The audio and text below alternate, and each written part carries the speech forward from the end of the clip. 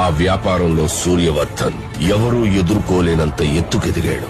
వ్యాపారాన్ని భద్రంగా కాపాడుకోవడానికి 5 పార్ట్నర్స్ ని మూల స్తంభాలుగా ఎంచుకున్నాడు. భార్గవ్, రాజేంద్ర దేశాయ్, ఆండ్రూస్, గురు పాండ్యన్.